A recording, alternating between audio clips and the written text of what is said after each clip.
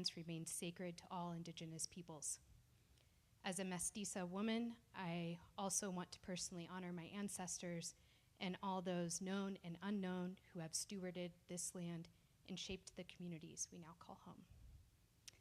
It's especially meaningful to gather during Pride Month and in the week of Juneteenth, two moments that remind us of the power of resistance, joy, identity, and liberation. These histories live not only in our past, but in our present, and in the stories we tell, the spaces we share, and the voices we uplift. At a time when libraries across the country are facing censorship and shrinking resources, Denver Public Library stands strong as a vital civic space, one that defends the right to read freely, invites us to ask big questions, and reminds us that curiosity is a public good. Here, intellectual freedom isn't just protected, it's celebrated. And this library belongs to all of us, and it's powered by the belief that stories can change lives. And tonight, we're joined by a storyteller who's done just that. Torrey Peters is the author of Detransition Baby, a debut novel that cracked open the literary world. It became a national bestseller, was longlisted for the Women's Prize for Fiction, marking a historic first for an openly trans woman, and was named one of the New York Times 100 best books of the 21st century. Damn, that is good. Her new book, Stag Dance, is a bold, emotionally rich, and sharply funny, a novel that explores transformation and reinvention and dares us to ask what it really means to change. It's got intimacy, chaos, group chats, and yes, maybe even a few pigs. This is the event I've been most excited about all year, and it's such an honor to welcome Torrey to Denver Public Library. We'll be doing that. I know, it's long. Guiding our conversation tonight is the incredible Charlie Ocean, an award-winning LGBTQ speaker, trainer, consultant who's spent more than 2 decades creating thoughtful, accessible conversations around gender, identity, and belonging. They're also the host of Allyship is a Verb, an award-winning podcast that brings humor, heart, and nuance to the work of being in a community with one another. Charlie, we're also so welcome to have you be here with us tonight. So thank you. And thank you all for making this event possible. Thank you to our event staff, library workers, and our incredible maintenance and facilities teams who create this space for us to be in. A big thank you to Petals and Pages for helping us bring some extra beauty into this space tonight. We are grateful for your partnership and presence. And to everyone in the room, thank you for supporting your public library, celebrating Pride with us. Events like this are only possible because of your belief in what libraries can do and make possible. After tonight, you will all be receiving a survey in your email, and we invite you to complete that because that's our proof that what we're doing is resonating with the community and helps us with funding. And let's see. I think with that, let's give a warm welcome to tonight's guest moderator, the wonderful Charlie Ocean, and to the author who's made us laugh, think, and maybe even rethink everything, Torrey Peters.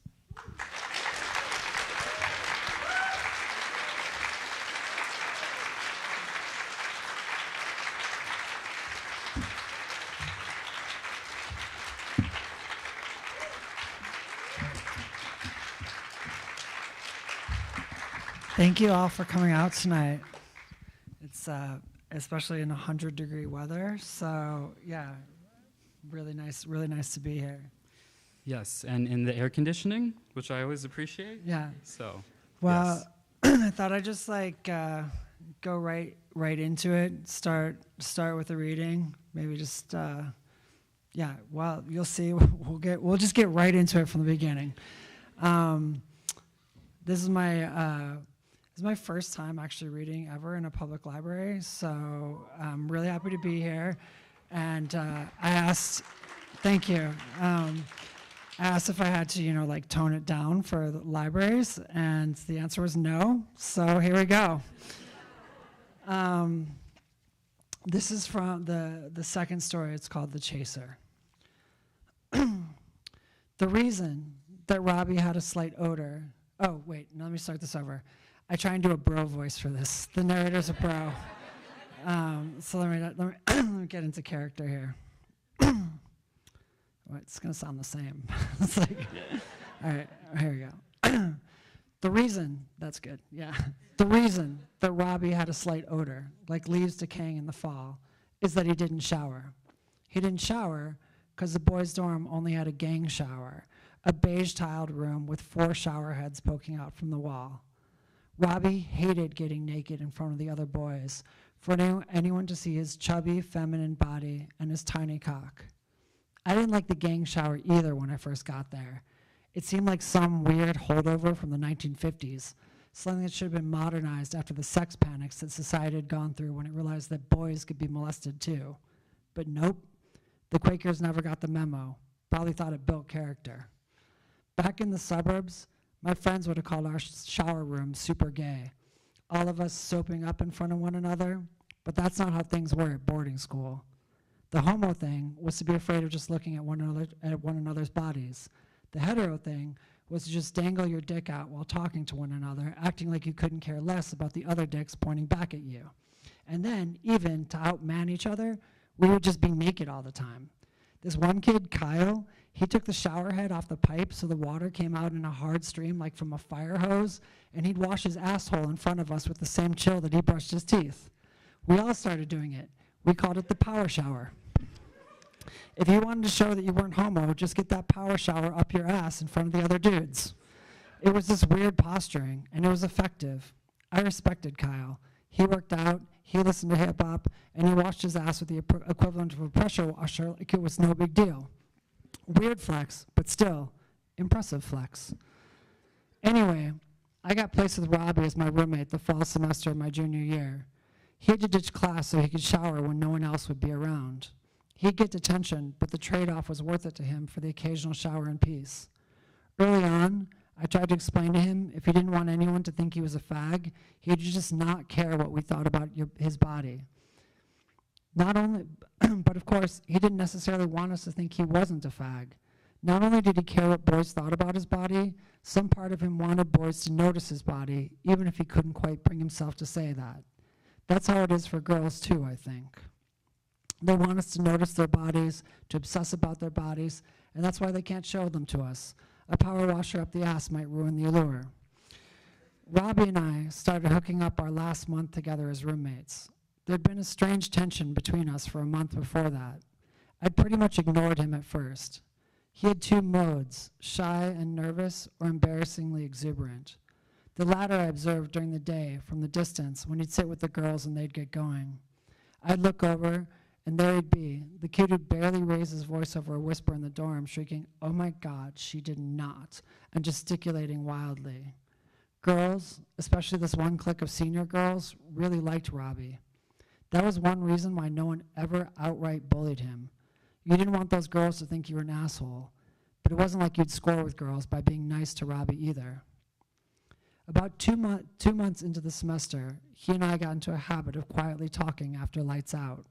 Him on the upper bunk and me below, telling each other about our families, or else he'd share gossip from the girls' dorm. He had a pretty good window on the girls, one that I for sure didn't have. I found out he secretly smoked and had a half carton of cigarettes hidden in a coffee can out in the weeds near the soccer field, which seemed rebellious for him. One night we opened the dorm window, helped each other out, and shared some smokes out in the field. "How come I spend like every night sleeping within a couple feet of you?" I asked him when we were sitting out in the grass under a bright moon, "and I never smelled cigarettes." He smiled in his shy way with his dimples and soft cheeks. "I have perfect grooming," he said. I couldn't tell in what way he meant it, if he was joking or not, given his thing about the shower, or what to make of the slight edge of flirtation, the way he invited me to notice the care he took with his body. Actually, he did have a lot of hair care products and stuff for his skin, and once or twice I think he wore eyeliner. I didn't have any products. Boys in the dorm let each other know that products were a sign of weakness. Every boy on the soccer team, including me, washed his hair with bar soap. Obviously, bar soap fucked my hair right up. I was self-conscious about how frizzy it was. The strong thing would have just been to use conditioner and not care what that meant about me, but that wasn't something I could do. The problem wasn't that my hair was bad. The problem was that I was vain enough to care that it was bad, which pointed to a failure inside of me. Using conditioner would have fed a suspect vanity. Give it a little and pretty soon I'm primping every time I walk out a door. As a compromise, I wore a hat a lot, the brim over my eyes, to sort of flatten out my hair and ease the frizz. Before lights out one night, I was looking in the mirror, trying to ruffle my hair after a day of hat heads so tight the roots of my hair hurt whenever anything stirred them. I didn't realize that Robbie was watching me, but then he said softly, "You'd have such nice hair if you just took care of it. You're lucky to have hair like that." I turned to say something biting, but I caught myself. He sat in the bed in a pair of loose cotton pants and a t-shirt, and in the yellow of his bed lamp, I noticed, not for the first time, that he was sort of pretty, and the way that fat girls are pretty, all chubby cheeks and doe eyes and soft, clear skin like women in old paintings. The urge to snap at him fell away. He got up, opened a box on the shelf, and pulled out a plastic tub. "A hair mask," he said to me, and handed it to me. Then he started talking to me in that exuberant way that I'd only seen him talk with girls. He told me, his hands fluttering, that if I really wanted to heal my hair and I didn't want to buy products, the best thing to do would be to make my own hair mask with avocado, honey, olive oil, and eggs, to put it in my hair for an hour, then to wash it out, because my hair needed to be able to hold moisture again. "You need as many humectants as you can get." I stared at him. Humectants? But rather than wilt under my look, he reached out, held my wrist with his fingers, and said, "Oh, come on, I'll do it for you." He led me to his bed, and I was suddenly very turned on. I let him direct me to sit cross-legged on the floor, between his legs, facing away from him, while he massaged the hair mask onto my scalp with lubricated and thorough fingers that slicked through my hair. It was like they woke up all the nerves in my head just to soothe them. From between his soft thighs, I wondered what to do about my hard cock. 3 nights later, I stopped trying to be discreet when I jerked off at night. I'll stop right there. Thank you.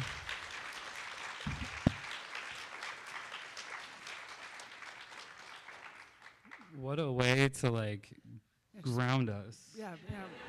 Break the ice, you know? And how many of you were like, what were the ingredients again? I mean, it does work. It's a good hair mask. Being me, I wrote my questions on my phone just so it was easier. I don't trust myself to remember the wording I wanted to use, so don't worry, I'm not like on Tinder or something. So because you just read The Chaser explores a boarding school romance that brings out intrigue and cruelty. How does this story examine the ways young men police each other's gender expression and sexuality? Well, I like starting with that story because, one, it introduces the narrator, and I think it also introduces what I'm interested in narrators, which is oftentimes like characters who don't actually know how they feel, you know? And that I'm interested in characters who oftentimes don't know themselves, don't have a way of talking about things.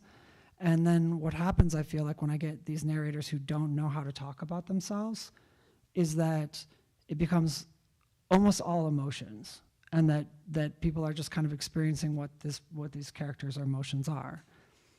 And that feels to me like really important in this particular moment, because I think what happens is right now, so you could say, well, what's going on with these boarding school boys? Like, what's happening between them?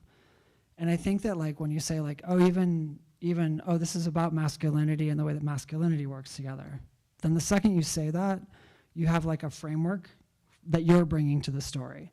And so even with this character, you could say, look, well, not to give too much away, but Robbie and the narrator hook up and then things kind of go wrong, and you could say well, why do they end up being cruel to each other? Or especially, why is the narrator cruel to Robbie? And the thing is, I think if you decide if the narrator knows how he feels, why he's doing stuff, then the reader also knows. And you say, okay, well, the the narrator's cruel because he thinks Robbie's gay, and therefore we're talking about homophobia.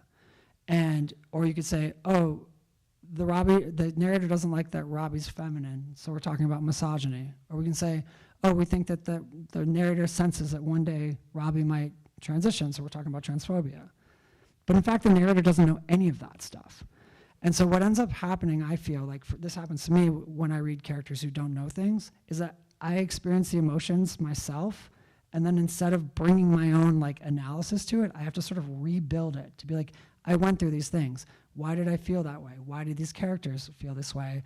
And now I have to kind of like, instead of saying like, oh, that's whatever, misogyny, I can say, here's a series of steps, and I have to kind of rebuild these structures rather than bringing my own to it. And I think that's really, it's something that I really want to do with readers, because I think with all of these subjects, it's really hard for people to hear each other these days. They hear like, oh, this is misogyny, and they're like, I know what that already means. This is homophobia, I already have my analysis to it, and they don't actually experience things.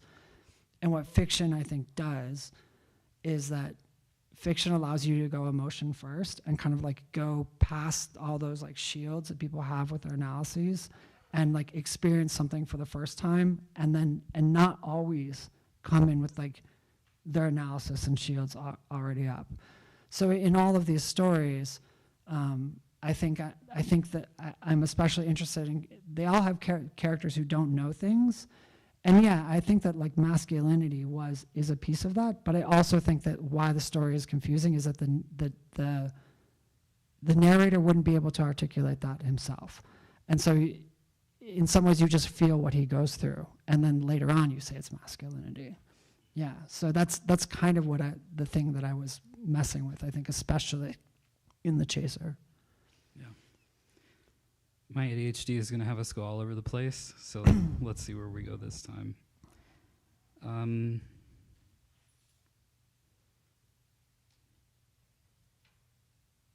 Let's go here. In your NPR interview, you mentioned that Stag Dance interrogates what constitutes a transition and who gets to transition. The historical logging camp seems deliberately chosen as a space outside modern medical and social frameworks. How does this pre-industrial, hyper-masculine setting allow you to examine transition outcomes that might be invisible or impossible within our contemporary gender clinic model? Okay, thank you for that question. I think I want to get into that. But for people who haven't read the book, let me take a step back and kind of just say what the book is before we go to like a really obscure logging camp, which I love to be in an obscure logging camp, but many people don't know what's actually happening in the book. So the book, for people who haven't read it, is 4 stories. They're like long stories, short novels, kind of novella length. They're like a strange length, which is one of the things I was trying to do was let the stories be the length that they want to be, rather than the sort of length that I think the publishing industry often says there has to be a novel or it has to be a book of 5,000 word stories or whatever. So there are 4 things, and each is in a different genre that takes on some different aspect of gendered experience. And to my mind, the stories, people are always like, oh, they're each one's taking on an aspect of transness. But for me, they're not actually that much totally about transness. There's maybe like 5 characters who are explicitly like call themselves trans, and everybody else just has like weird gender feelings.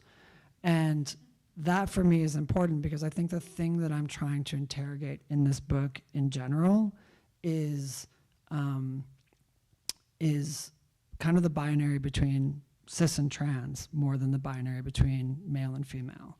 And the book's progression of the stories for me is ordered specifically. So you start out with like, this is a basic idea. So the first one is a speculative fiction that's kind of about trans community, and it's the one that has like the most kind of trans characters. The second one's a chaser that you just heard, where it's hard to say, are those characters, is Robbie trans? What's going on? And the ways that people just treat each other. The third is this one that's about a logging camp. And it's the one that's called Stag Dance. And for, again, people who don't know, the summary of that story is, and this is true, that I did research on this, and I happened to, or I wasn't meaning to do the research on this, but I stumbled across the fact that in the West, which is actually, this is one of the few events that I've done that's like classically the West. So I feel now I could be called out in ways that, and the East Coast are like, sure, that's what they do in the West. Well, okay, so you all in the West, apparently what you did is that at the turn of the century, there'd be these camps, like logging camps, rail camps, mining camps, some Civil War battalions. And when you have these large groups of men, especially in the winter, who'd be lonely, they'd put on what was called a stag dance at the time. And a stag dance was when some of the men in camp, they were lonely, they would volunteer to basically attend the dance as women, and they would dance with other men as women, and presumably they would also kind of hook up afterwards, because they'd be drinking and all that kind of thing. And this is like super on the nose, this is true, but I found out in the logging camps, especially in the Pacific Northwest, in Montana, if you wanted to go to the dance as a woman, the way you signified this was that you cut out a triangle of brown fabric, usually burlap, because like a lot of things came in burlap, and so you cut it about that big, and you hang it upside down in front of your crotch. And I leave it to you all to figure out the symbolism of that. And it seems so on the nose that like if I made it up, it'd be too much, but it actually was what people did. And it was like interesting to me too, because like an inverted triangle obviously was like a symbol of queerness later on. I was like, wow, this is like reverberating through the centuries. But anyway, so the story is a story of Babe Bunyan, who's like the biggest, tallest, strongest lumberjack in a camp, and he decides that he's going to go to the stag dance as a woman. And then he kind of gets into the rivalry with like this camp twink for like the affections of like the camp boss, and like again also everything all goes wrong. But for me, I was like very fascinated, and this is where I think it relates to your question. I was very fascinated in the idea that like transition in general is like a series of symbols that you like, you know, whether it could be taking hormones, whether it's like the clothes you wear, changing your hair, changing any number of things, so that you sort of, that people begin to accept you as what you're putting out there. And lots of times when you put that stuff out there, sometimes it works and it's felicitous, and sometimes it's not. You know, sometimes people will be like, I'm putting out all these things, and people just aren't picking it up. Or they're choosing not to pick it up, whatever the case may be. But for me, I was like, this triangle is like fascinating, because it's like transition stripped down to like the barest minimum. Like all it is a triangle, you know? And then if it is a triangle, how come the triangle works for some people and doesn't work for other people? When Leeson, the little pretty boy in camp, wears a triangle, all the men want to dance with Leeson. When Babe Bunyan wears a triangle, people don't want to dance with Babe Bunyan. And this to me would like allowed me to talk about something that I think is like super actually uncomfortable in trans community, which is that like the sort of party line on transition is that all transitions are valid, all transitions, you know, like you just kind of, you do a thing and then you get to transition. But in fact, transitions are actually like hugely unfair, I think. The fact that, and they're unfair because for one person, a transition might be 2 steps before people find that transition felicitous. For somebody else, it might be 20 steps and people still don't find it felicitous. And the transitions work around things like how much money you have, you know, who your parents were, like how you were raised, and of course, like literally your actual body. And that's like something that's like so uncomfortable to actually talk about when you're talking with other trans people, that in some ways setting it in this like historical camp and writing it in, also by the way, the whole thing's written in lumberjack slang.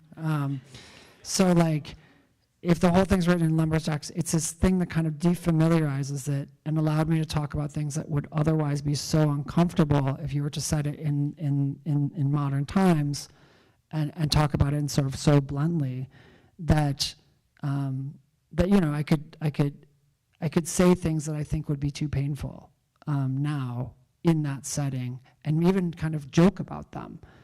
Because if it's a lumberjack, there's something kind of funny about like a lumberjack going to like the camp boss and being like, does he like me? Doesn't he like me? Like that kind of thing. There's these things that sort of disrupt that thing. But underneath it, I think there's a kind of painful discussions about these levels of unfairness that can make people miserable and be unable to talk about them because you're not supposed to acknowledge it.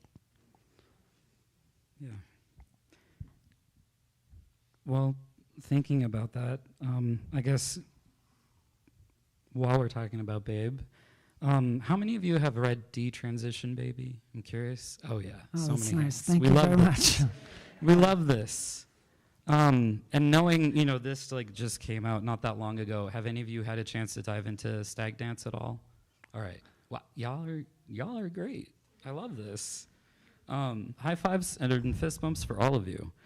So both Detransition Baby and Stag Dance feature characters struggling with desirability. So there's Reese's complex relationship with being wanted, Babe's relationship with his own physical presence, especially in the logging camp, especially because of how he takes up space and what he looks like, when people see him. So how do these characters represent different strategies for navigating the politics of trans desirability?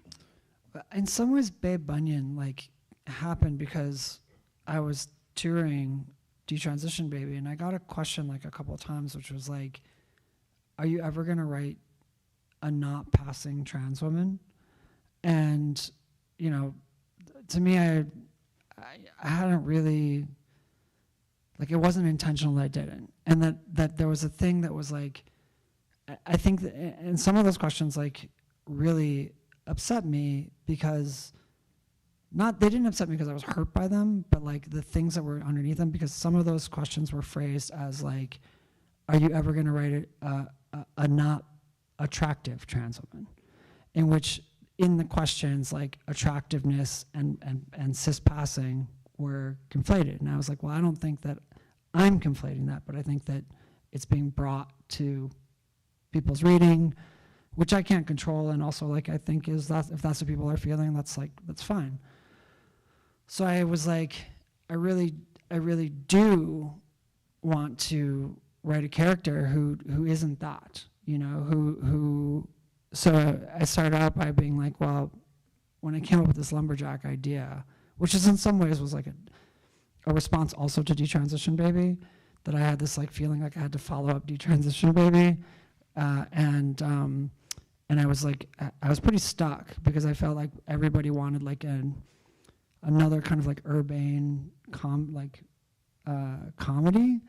and I was I don't know, I just wasn't feeling it. I was nervous about the reception, so I was pulling my punches.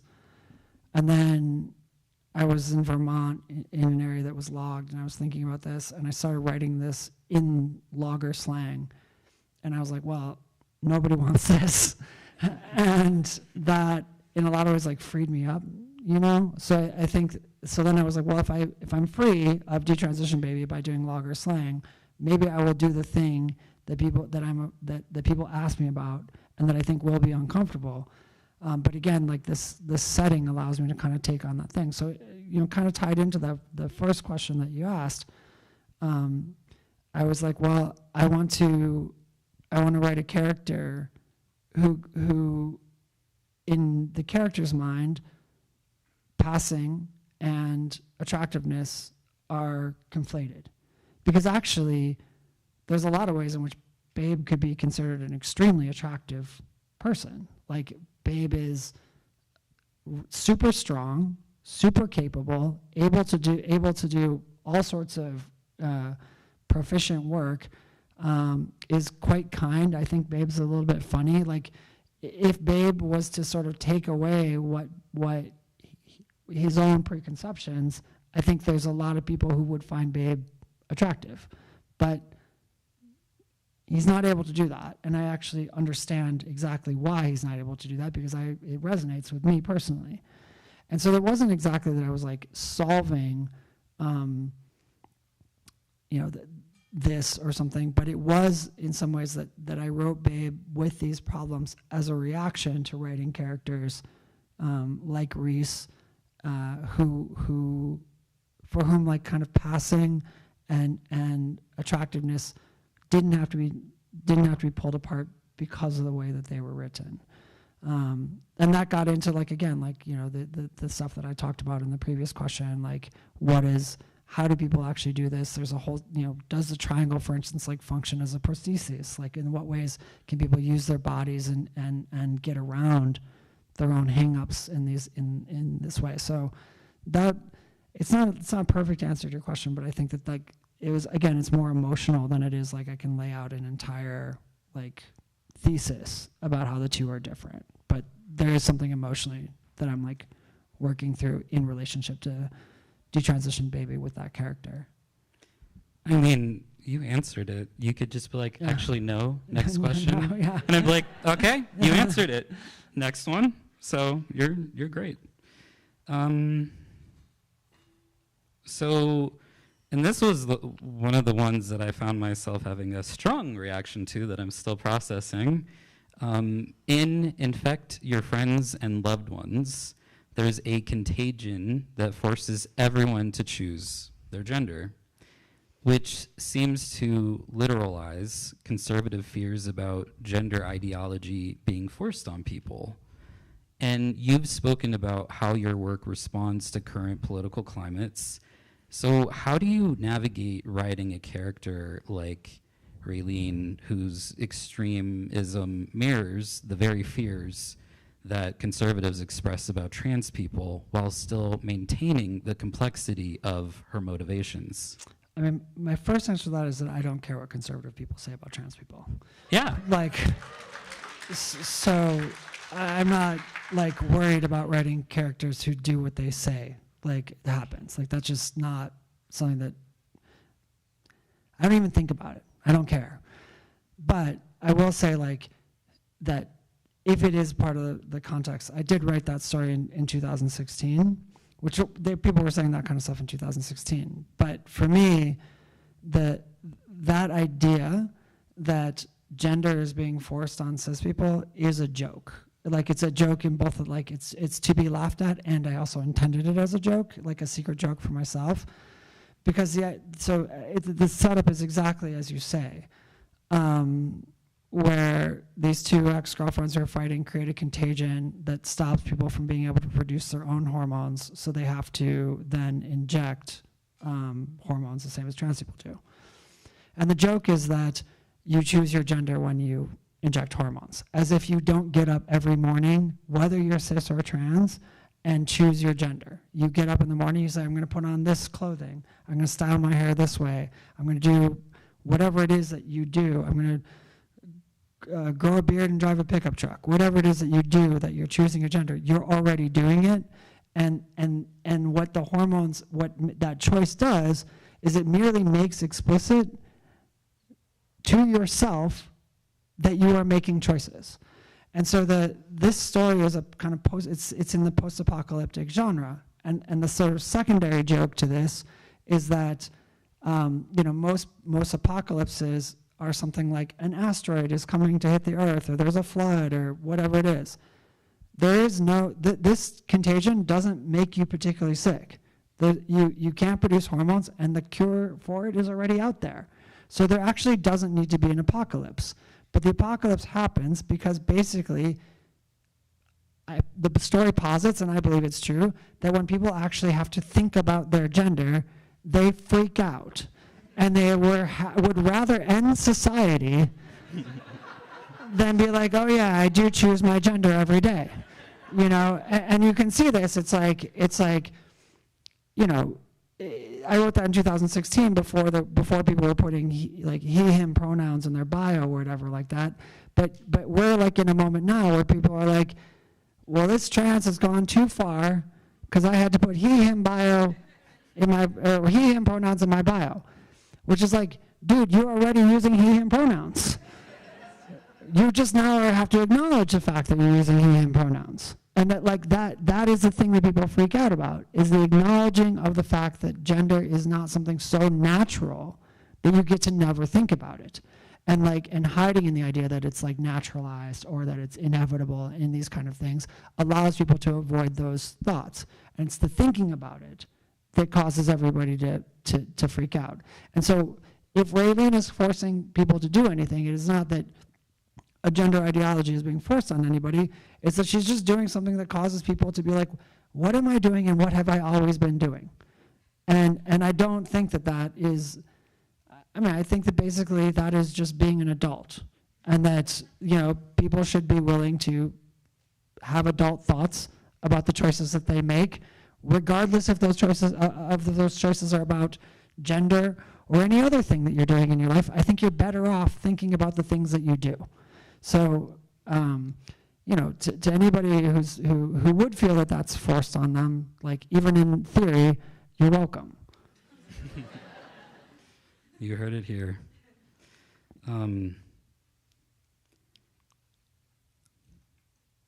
For the masker, switching to that, there have been critics who have noted some love triangle dynamics in it, but what I'm curious about is how Chris's choice between Felix and Sally mirrors broader community tensions.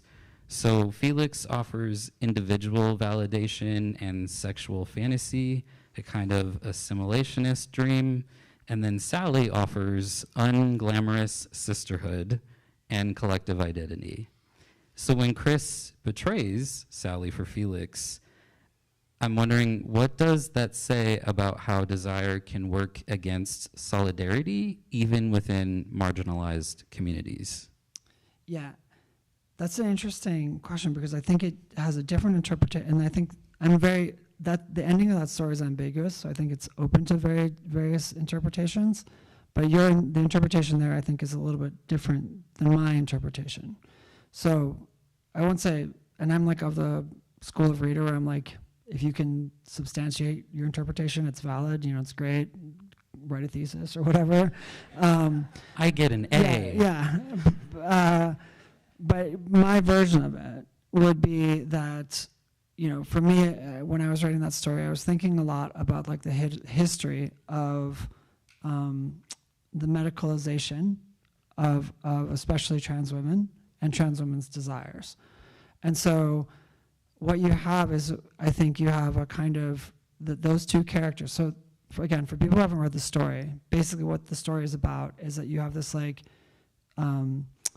cross-dresser who's like into like sissy online fetish, and she's like, I'm gonna actually do something in real life. She goes to Vegas, and in Vegas she meets sort of two potential paths. One is a trans woman who's like an older trans woman who's like had all the surgeries and is like kind of all about respectability, and is like very much like, this is the proper way to be a woman. And on the other hand, but she has almost no sexuality, or she does not express sexuality. And on the other hand, you have a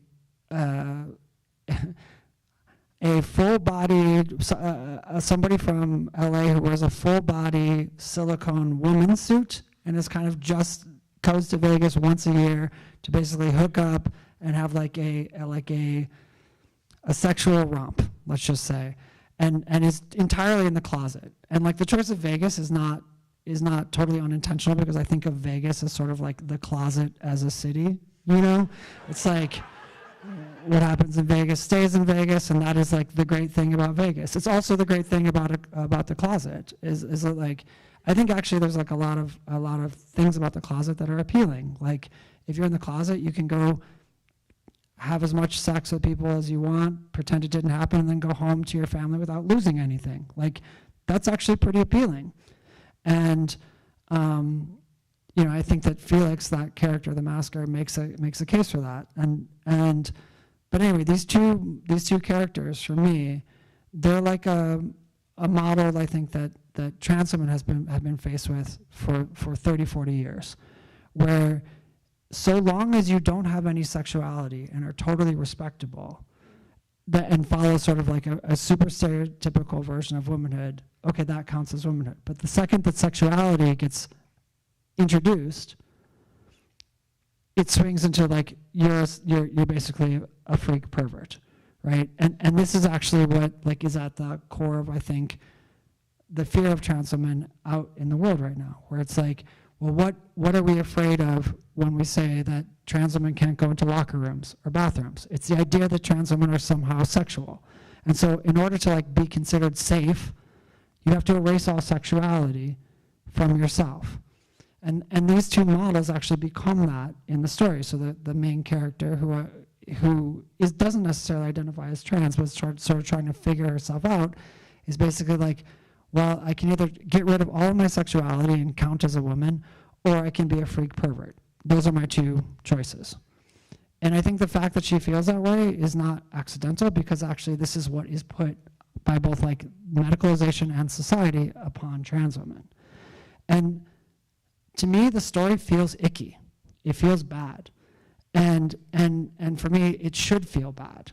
Like, because actually being trapped in that paradigm, not just by the world, but like in your own head, where you think like, if I have any kind of sexuality, I must be a freak, I must be a pervert, it feels bad. And she makes a choice, I think, out of that kind of thing, where she's like, I'm not willing to get rid of my sexuality. So I wouldn't say that she makes a choice out of solidarity or anti-solidarity. I think she makes a choice out of pure fear. And the reason, and that story is the last story in the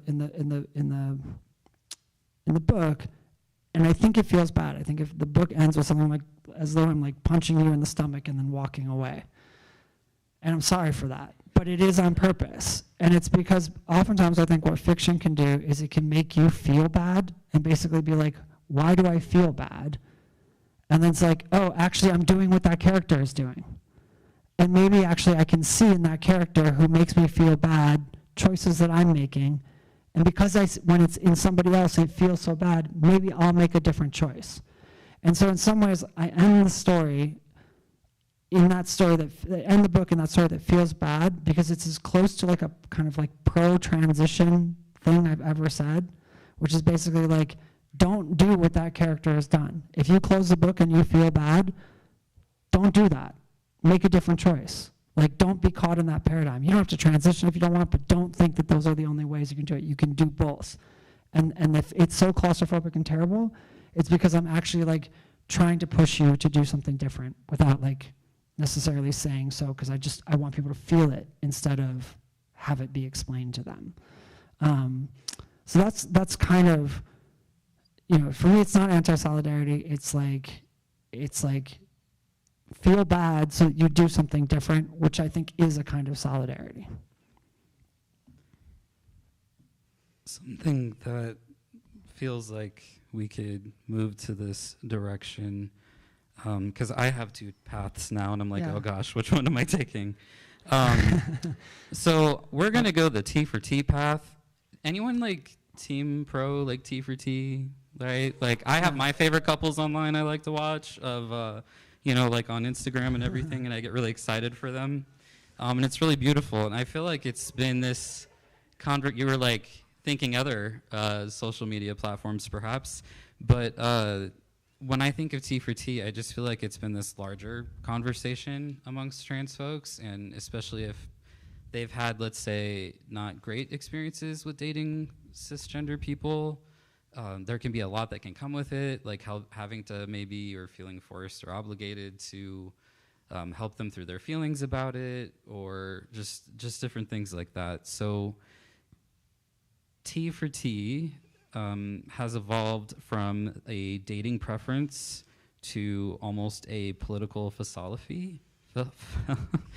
Philosophy, there we go, in recent years. And so in Infect Your Friends and Loved Ones, you take this further, and it becomes literal survival strategy in a world where choosing your gender determines access to resources. And I'm curious what drew you to imagine T for T not just as a community preference for a bajillion reasons, but as a post-apocalyptic pragmatism. So I should say again, I should reiterate that this book was these stories were written over like 10 years. There were 2 that were written before Detransition Baby and 2 that were after. Infect Your Friends and Loved Ones is the first one I wrote. And that was I started in 2015 when T for T, I want to say that it was pretty much only a Craigslist thing at the time. And it was on Craigslist, it was not like a cool category. It was like you had Craigslist and it would be like T for F, T for M, whatever. It would be like trans for men, trans for women. And then it was sort of like, well, if you can't get anybody else, you're T for T, and maybe you like go home with like a cross-dresser or something like that. Was like, and I'd say that like, I say that with like, it feels bad to say that out loud, but that was like the vibe in about it. And so what happened was in around 2015, here's my origin, like not my origin story, but the origin story of T for T as I understand it, or as I operate with it in the world, which is that there were these 4 girls who I was friends with, and they did a bunch of Molly one night, and there was a tattoo gun in the room, and they gave each other these like awful T for T tattoos while they were kind of like hooking up, and they were like just messy and terrible, and that then one of them, who I was friends with, came over to my house the next day, and they're like, this is a beautiful night where we're gonna stand by each other forever. It wasn't necessarily about hooking up. It was just about like, we're in it together. We're like, we've tattooed each other. We're gonna do this with the thing that is supposed to be so embarrassing is actually like a sign of like beauty for us. So then my friend Vivi, who came over, was like, and now we're gonna tattoo you, Torrey. And I was like, no.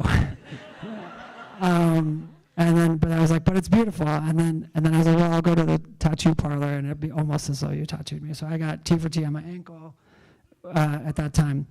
And one of the girls was like a model. She was super beautiful and very fashionable. And she was on Tumblr and put her tattoos on Tumblr. And all these people were like, wow, that tattoo is so cool. And it started circulating on Tumblr, partially because her pictures were awesome and she looked just badass. And then I wrote Infect Your Friends and Loved Ones, and like and you can sort of see like, and I of course, because I'm a dork, my T for T has serifs, and like the girls who were tattooing with guns obviously did not have the accuracy for serifs.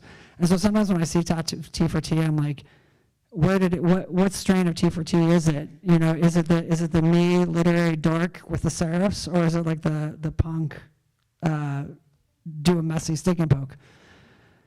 Anyway, that was how I understood it, and then that year in which I was thinking about T for T is more like a solidarity, like it was with my friends. It wasn't about a sexual preference or anything really. I discovered how hard it was to actually be T for T. Like, I was like, oh, this tattoo means I'm T for T, but it would be like, girls who were having like a really hard time, and I didn't have much money at the time or anything. I was like sharing a home, and girls who were having a really hard time would like be like, hey, can I crash on your couch? And I'd be like, sure, T for T, gonna crash on my couch. And then they'd like fuck up my house, and I'd be like, well, I really want to be this way, but actually it's really hard. And like this work of like, the idea of T for T is this like, I'm here for all these girls, and then living it for a year was hard. And that sort of, for me, Infect Your Friends and Loved Ones is girls who are trying to care for each other, and they end up ending the world, right? That their anger, they're not able to negotiate with each other. And what do? They create a contagion that ends the world. They're not exactly heroes in that story. They are trying to take care of each other, but it's not, and that sort of like the mixed feelings that I have about that came out of that era, and it was what I wrote about there. Subsequently, T for T became once again a sexual preference, and it became like a thing that you could put in your dating profile with sort of the opposite meaning of Craigslist, where in Craigslist it was like T for T, and now it's like T for T, and so all of that are like, I sort of stood to the side of it in my own relationships with it, and I think it's like really cool, and I think that like those other people who you know, we don't, it's not like we lay any claim to it, you know, but it's like we had ideas about it then, and that's not what it means now. And now one of the things I thought would be interesting is to release this book 10 years later in a totally different political context and see, does it resonate? What do people think of it? Because it talks about T for T in the way that I thought about it with my friends in 2016, not as a dating profile kind of thing. That was like a deep history of like a very specific little like meme thing. But to just answer your question, that's kind of what's in there for me. Yeah, I mean, and that's one of the interesting things, like following our community, like the language that we use, or initialisms or acronyms, and you know, every day there's more of them. But like having that historical context, it can just be so tricky, because I know I got a lot of my information back in the day from Tumblr. Thank you, Tumblr. Yeah. And I hear it's still alive and well, but I won't go down another rabbit hole.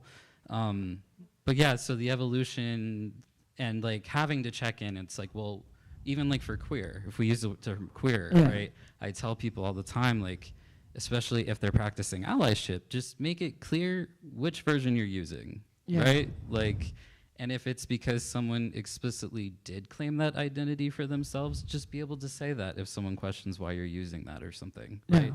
But even like that has like a bunch of different definitions, and then people have their own definitions of it, right? And like even for myself, I don't want to go through the laundry list of all of the different, you know, LGBTQ like, you know, terms I align myself with. Most of the time I just give like the macro label of queer for me, and I'm like, then we can go from there. That's my starting point. So I guess, you know, part of also what this brings me back to is, you know, you've said the things trans people feel are things cis or cisgender people feel. Shame, desire, confusion about gender performance. So then in stories like The Masker, you show characters that, trans characters, actively harming each other despite shared marginalization. And you know, you've been touching on this a little bit, but I guess how does depicting this intra-community damage help illustrate universal patterns of how people weaponize each other's vulnerabilities? Well, it's not that, I think in the ways, I mean, I think trans people are mean to each other just because people are mean to each other, as you say. And in some ways it doesn't need to be like explained further than that. It's like, yeah, people do that. Trans people are people. That's like as far as you can say. But you know, the fact that I have trans people fighting with each other is again has to do with me as like a fiction writer, right? That like I write fiction, and people arguing with each other is fun to read. You know, people who betray each other is fun to read. People who are cruel are fun to read. People who make strange choices are fun to read. And sort of like, if I could have a character who represents well and has like, you know, only good qualities, well then I'm like really only, I'm only using a fraction of what is available to me as like an artist. And what's available to me as an artist of fiction is like generally the human experience. And so like for me, it's like that, the fact that I'm doing that is less like a political thing about, you know, what does it mean for trans people to do that, but more just me being like, I'm an artist, and just because I'm trans, I'm not going to limit the things that I, like all of the tools that I have to use. I'm going to like, you know, if Shakespeare can do all this stuff, like I'm going to do it too. Not to like compare myself to Shakespeare, but it's like, you know, sure, let's do it. No, I'm just kidding. But it's like, you know, it's like I'm not going to. This is foundational. And a lot of times, like people will ask me, like, well, what are you trying to say about trans people when you do this? And it's like, I'm not trying to say anything.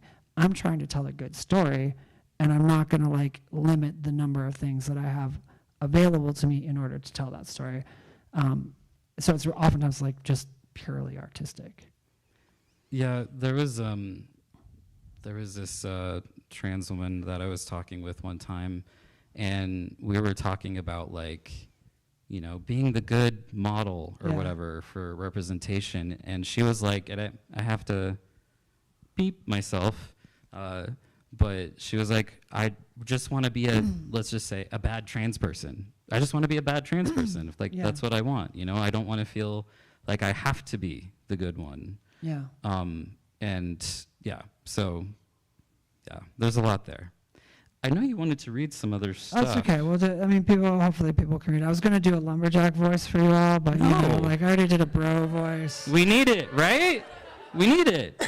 We're ready for your lumberjack voice. Right. Please and thank you. I think this one's like 4 minutes, and I'll just do the. I didn't know which section I'll do, but I'll just do the. I'll do the lumberjack sex scene, just because I feel like you all can handle it. Where is this? Which one? That's true. Sorry, I marked the wrong one. Here we go. So, as I say, the whole thing's written in lumberjack slang, and this was a section that I was thinking about, again, like prostheses and the way that like trans people can use prostheses to like, you know, inhabit their bodies and stuff like that. But so in this one, Babe Bunyan finally manages to hook up with the camp boss, basically, whose name is Daglish. And they're in like a little shanty. It's the winter time. They're like in a little shanty off to the side of camp right after the Stag Dance. Lumberjack, all right. With one hand occupied, he reached out for my sagging trousers. His fingers found my triangle pinned to the crotch. And then that bony, strong-wired hand rubbed with surprising tenderness the symbol of womanhood that he himself had chosen for the stag, the inverted triangle, as his free hand pistoned at high throttle. Now, you don't have to long log timber in the wild woods or swamps for much time before you come across men who've lost body bits to accidents and mishaps, to axes and to cables, to canyoning logs and to spinning gears, fingers pulled off, toes split in two, legs crushed, elbows shattered. Hell, one time I witnessed a de-gloving, the gruesome and piteous event, reminiscent of an ancient torture, which occurs when some unfortunate jack gets his spin caught on a fast-moving cable or pinched between spinning rods, so that the momentum of the machine flays long, large strips of hide from his limbs to expose muscle and bone beneath. This is my sex scene.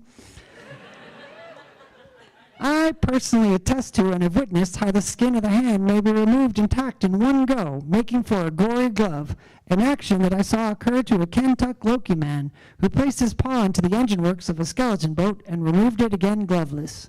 He let forth a scream that curdled my soul, and that was before I even peeped his haunted meat mitt.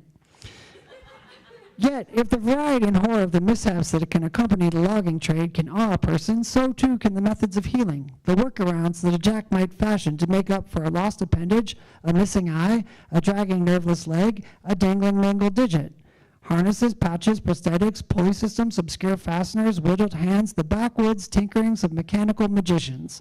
That same Kentuck Loki man who lost his glove and whose haunted hand eventually scarred and fused like the branches of a corkscrew willow tree, invented himself a contraption of leather straps that held a cant dog, like a short-handled peavy, and made for himself better earnings as a river pig than he ever did as a Loki man. Everyone in the big woods gets wise to how, out of necessity or practice, a body can come to include more than a body. Men tending to hook hands or wrapping spent stays to ribs and shoulders turned arthritic and dislocated by years of heavy labor. Well, now, here's my point.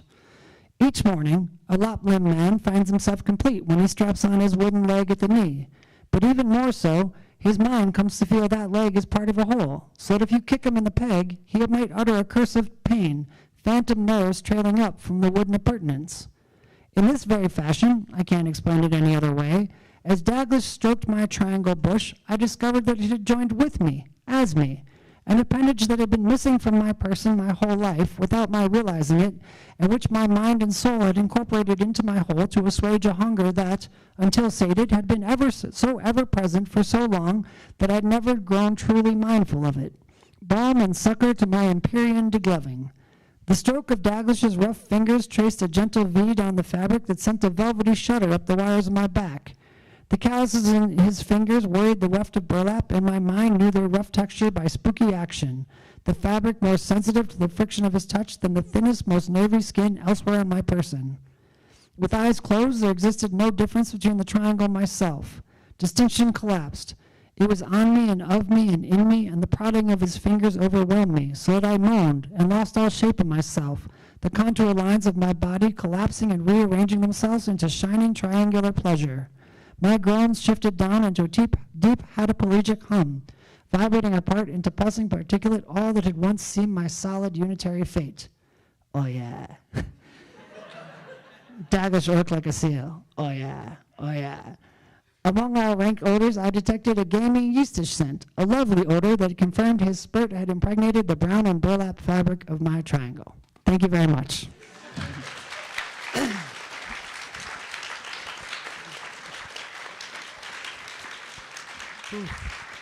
I think we have time to take some questions. Yeah, I'd love to. Is that okay? So if everyone could raise their hand, and I'll move around the room. And then after this, you will be signing books? I will be signing books.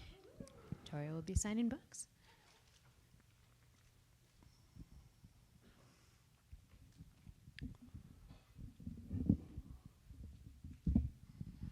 So you talked a lot about earlier on about like the emphasis that you placed on the emotions of your story. Yeah. And I was wondering, like, to a degree, all as individuals, we're all kind of like stuck to one degree or another in like our own experience of gender. So like, how do you tap in as a writer to that like fuller spectrum of gender diversity and of the specifically the emotional experiences of different genders?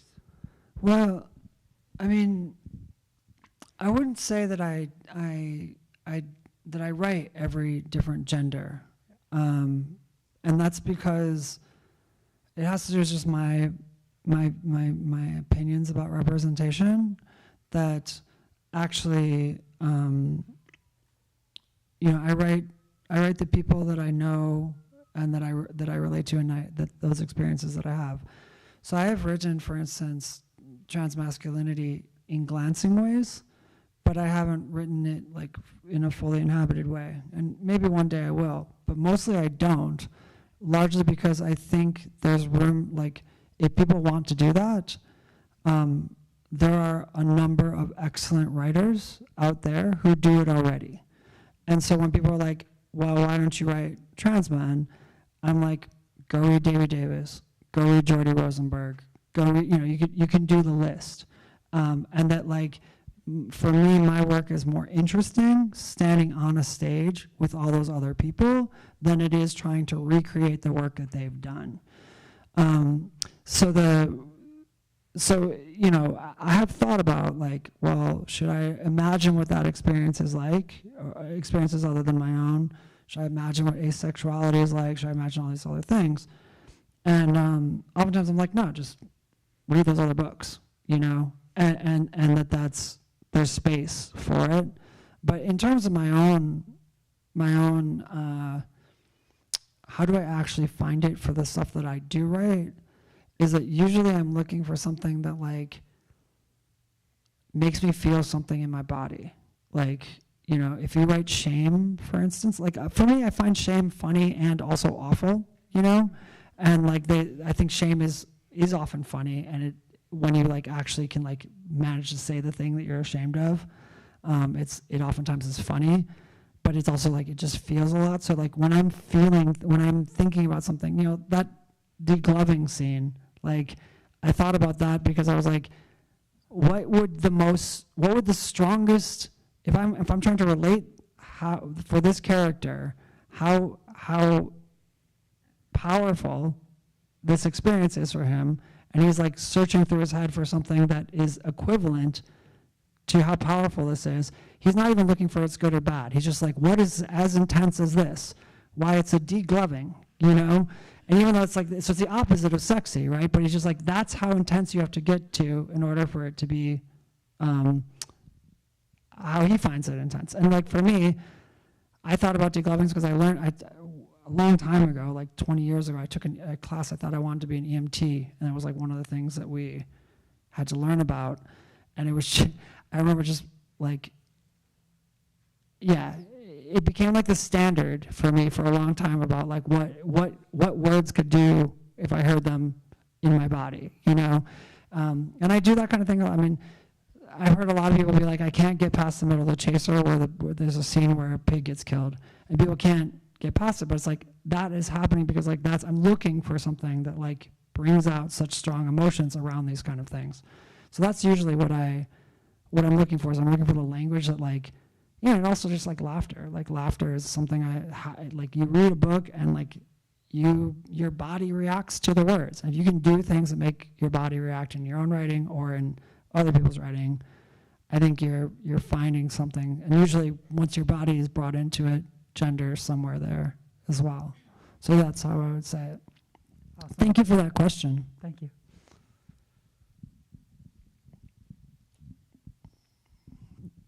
Hey, can you hear me? Yeah, I hear you great. Thank you. Cool, thanks. Been a fan of your work since Glamour Boutique and The Masker were novellas and some Oh, thank you. in like 2018 or whatever. Yeah, your work makes me proud to be the woman I am. Oh, I fuck with you that's heavy. Thank you. thank you for saying so. Yeah, my question is about republishing work. Uh-huh. Like I love how you put Glamour Boutique back into Detransition Baby, and I just wonder what works for you and against you in those instances.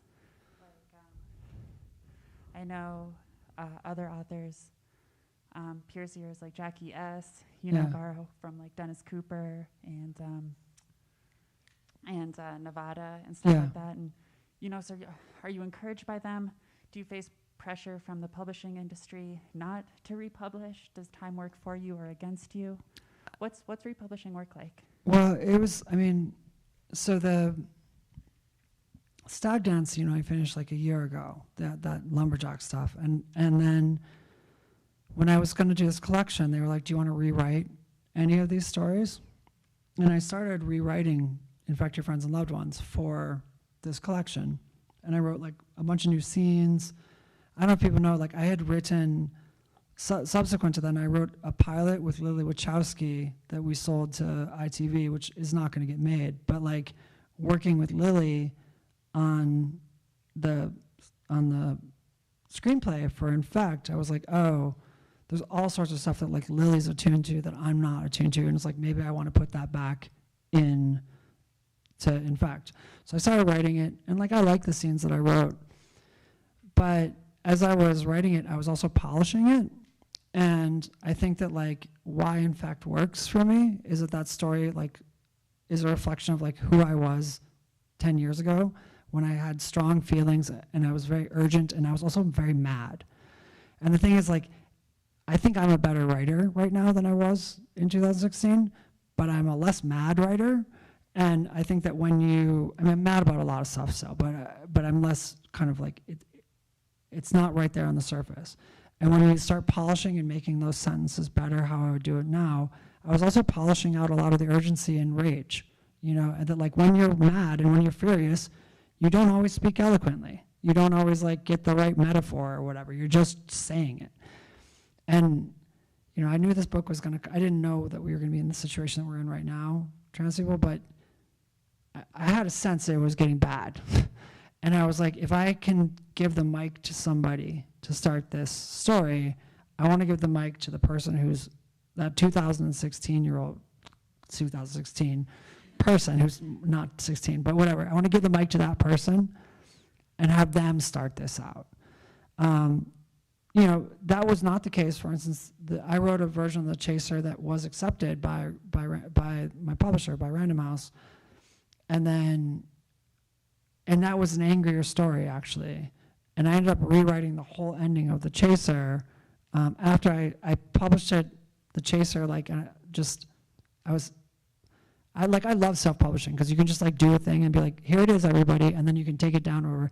So The Chaser was like on my website for like 2 weeks before I gave it to Random House, and the version that was on my website for 2 weeks is pretty different than the one that's in the book. And in that case, I did totally rewrite it for the book because it felt better. And so for me, like, I guess the answer to that is that like, I feel very happy plagiarizing myself or whatever in the right context, and that Though I don't think that you can read Infect Your Friends and Loved Ones now the way people read it in 2016. And in the format, it's different if you're downloading it for free off of a website of a person that you've never heard, that you have no idea who they are, you know.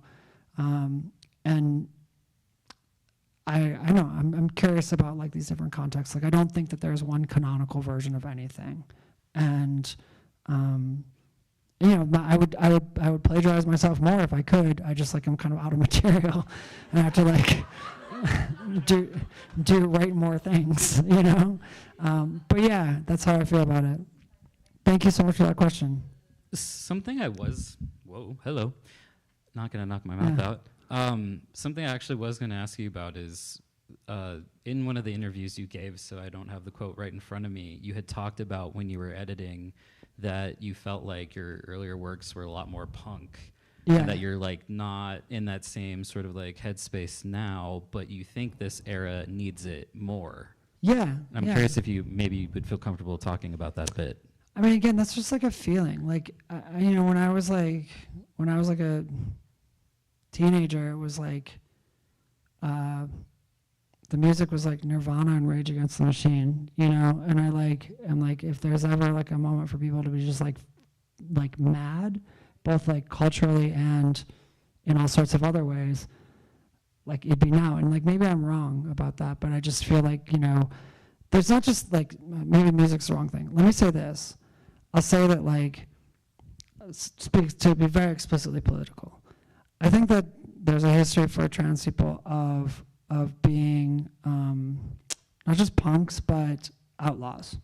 You know, for years, if you wanted to get your hormones, you couldn't get them any other way than breaking the law. And so the system that trans people had was basically an outlaw system. I'll get my hormones here, I'll get my surgeries there, I'll hustle up my money however I can, I'll do sex work, I'll do all these different things. That's like the tradition. And in some ways, I actually think that outlaw mentality and history we have, most people don't have that. For trans people, that outlaw history is like 10 years old, 10 years back. You don't have to reach very far back. And I think that like, actually that outlaw thing means that like when Trump, for instance, or whoever these people are, cut, for instance, NEA grants, right? Like when a library, I know NEA grants are like super important. I'm not trying to like, whatever, it's like sucks that they're gone. But also it's like everybody I know when I was coming up, never expected to be in a library in the first place. Like that's why I was giving things away on the internet for free. That's why I was reading in like bars and anarchist spaces, or I was following around people who could show me how to do that. It's because I never thought I was gonna have an NEA grant in the first place. And so there's a part of me that like when they're like, we're gonna take away all the NEA grants, I was like, okay, fine. I was never gonna get one in the first place. You know, when they're like, we're not gonna give any NEA grants to people with gender ideology, I was like, fuck you guys. I don't want it, you know? Which, you know, some part of me is like, maybe I do want it now. But there is a piece of me that like is like, I don't need it because I have this history and I have this way of being. And so when I say like this era might need punks, it's like things are going to be taken away in those official channels, but in those like punk outlaw channels, they actually can't take them away. And so like building that stuff again, I mean,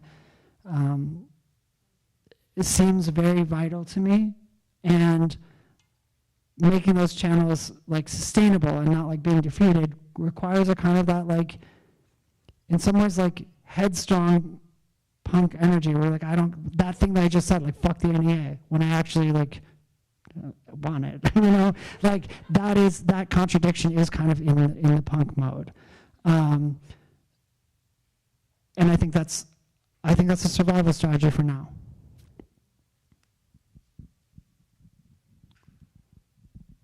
How many? Want to do one? Sure. I mean, I'm staying in a Motel 6 tonight, so I can be here as long as you guys want. Yeah.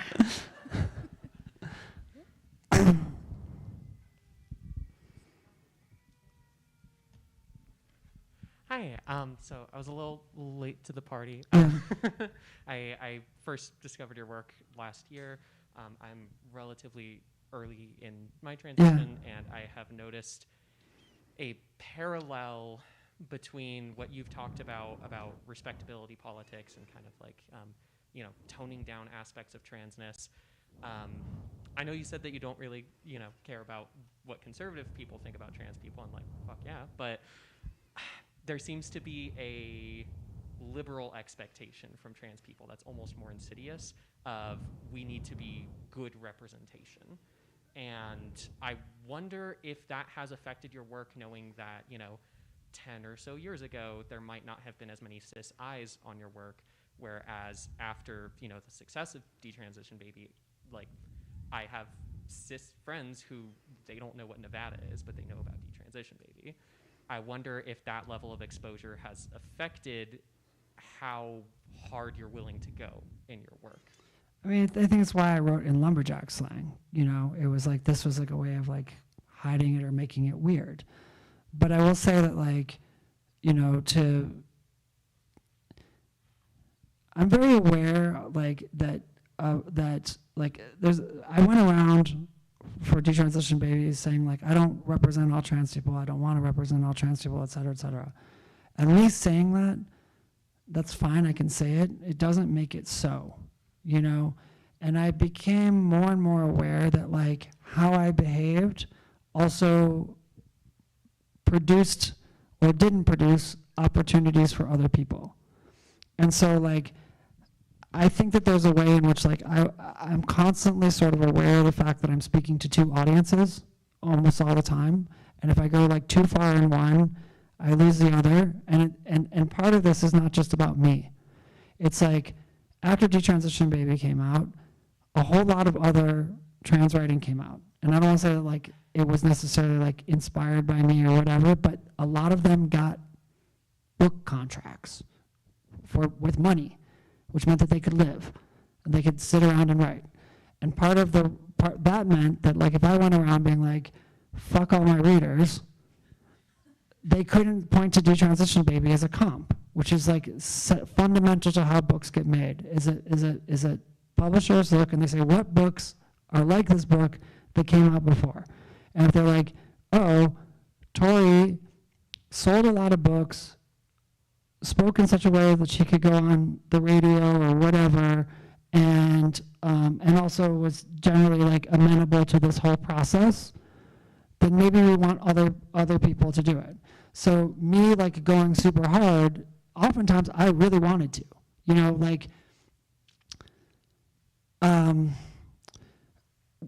the bio, people mention both, and I love that you mentioned this, but people mention both New York Times and the Women's Prize. Those are, and they're both institutions that have like endorsed me in some way or another. They're both, to me, some of the most transphobic institutions out there. And so I'm in this bind where like, if I go around, if the New York Times is, I do tell the New York Times to fuck off occasionally. I oftentimes do it behind the scenes. But I don't go around telling the New York Times to fuck off all the time because I'm aware that other people need their books reviewed by the New York Times. Other people need, the New York Times can offer people big opportunities.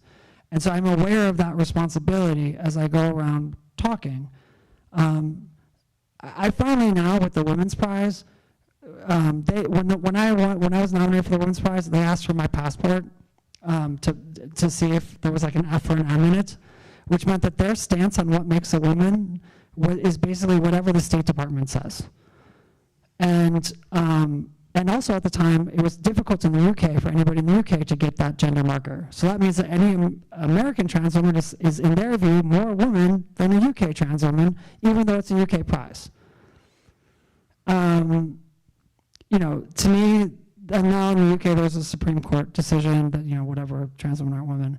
And so I had been diplomatic about the Women's Prize for a long time because I was basically like, I don't actually want to go out like guns blazing and in a country that's not my country and screw over a bunch of British trans women in a context that I don't necessarily understand. And I talked to lots of them, and a lot of them were like, it doesn't help if you say a bunch of this stuff and get in a paper.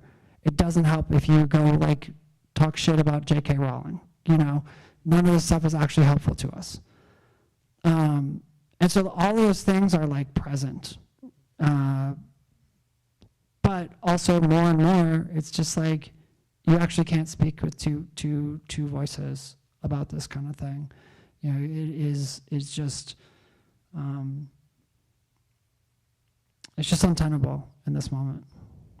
So thank you for that question. I don't know if that's the answer that you're looking for, but that's how I feel.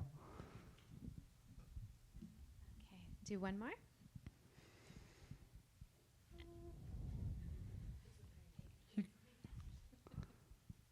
I don't have a preference.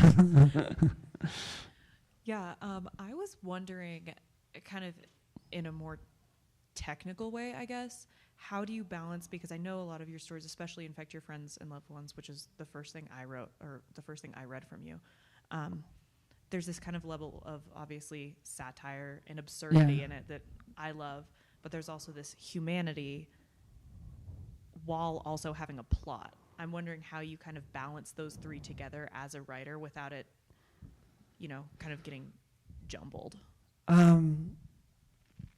Well, thank you for that. I'm glad you feel it isn't jumbled. A lot of it is that I just, you know, I have a plot usually. Like I think of a plot first because I think like that's how I get a reader to go along with me.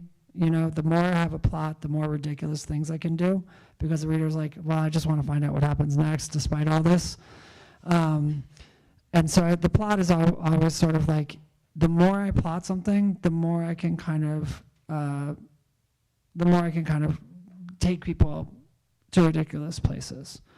And so the one oftentimes goes with the other. As far as, you know, a sense of humanity,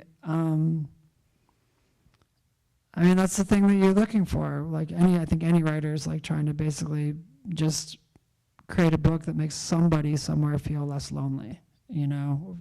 And since that's like the ultimate goal, those two first things are usually in service of that. Technically, I can't exactly, I mean, for me, each story is like a different kind of challenge, especially just in genre, but usually there's a way in which like the pull here allows you to pull harder elsewhere, and when you get it aligned, you can feel it. You can feel it like that allows me to go in these two directions because the tension is even. And that's, again, like a gut feeling that I think you just feel as a writer. Yeah, I don't know if that helps. No, it did, thank you. Yeah, thank you so much. Yeah, I mean, it's the endurance is really for the audience, so. Talking about myself is for sure. Oh, are you sure? One more question. Yeah. Hi. I was curious about, since you, in this book, you've got a pretty wide span of time since when you wrote the oldest piece and the most recent pieces. I'm curious about like your creative process and if/whether that has changed over that course of time. Yeah, totally. But I think that like here's what I would say is I think that like anybody who's writing a book, like their book is going to reflect their lifestyle. You know, it's not you can't just basically be a writer and be like, this is the way I do it and I do it always. Like, you know, the kind of jobs that I had when I was writing my first book meant that I could only get 3 or 4 days together when I could write, and then I had to work for a bunch. And then after Detransition Baby came out and I was writing screenplays, I could really write on my own time. And then I feel like most times you write and you're trying to like do something new, it's a question also of setting up your lifestyle to facilitate the particular work you're doing, as much as it is that the lifestyle and the work inform each other. And if you have a lifestyle that doesn't fit the work you want to produce, it's going to make you miserable. And I'm usually thinking about the two of them at the same time. Like, what stage of life am I in, and can that way that I'm living facilitate the sort of book I'm writing? So it's project to project.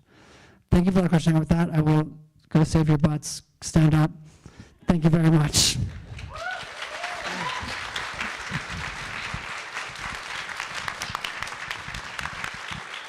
I really appreciate it. I was just saying I appreciate it. Yeah, thank you. I can't. I'm going Yeah. deaf. Books for sale out here. Torrey probably needs a minute. And then book signing will be there as well. And so if you start forming a line, we're going to go around with sticky notes, and you can write your names, and we'll have, hopefully, an efficient process. Thank you all very much again. Thank See you. you. And thank you, Charlie.